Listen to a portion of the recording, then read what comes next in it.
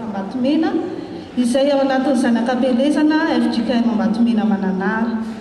Ho aminareo rehetra ny fahasoavan'i Jesosy Kristy Tompo sy ny fitiavan'Andriamanitra ary ny firaisana amin'ny fanahy masina iomanantsika ny salamo fahaenina amby sivifolo, salamo fahaenina amby sivifolo, anjiny voalokatra amin'ny fahaefatra ho fiderana sy fanomezam-boninahitra an'Andriamanitra.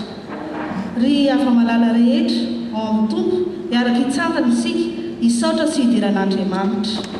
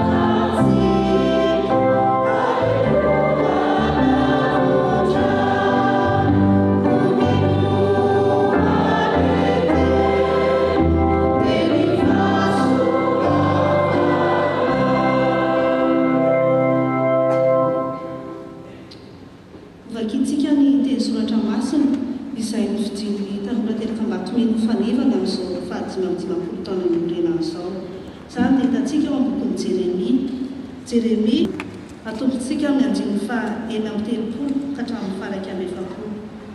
Jeremia toko faharoa amby telopolo andiny fahaenina amby telopolo ka hatramin'ny faraika amby efapolo. Izy ambono avy any amin'ny tany rehetra izay nandroa avy tamin'ny fahatezera eo amin'ity planety indray izy ka toko mahandro fahizay ary izy mono ary izao Andriamanitra. Jehovah folo iray izy tanàna iray izy mba ataona miaraka mbalandava ary solasy ny zana-mandidy azy. Izay anao fanekena mandrakizay aminy ao dia tsy mitsaraka amin'ny fanasoavako azy ary ny fahatanorana dia ataoko ambony kosa mba tsy alany aminy. Eny mifaly aminy ao azo azy dia ambony azy amin'ny planety koa amin'ny foko rehetra sy ny fanana.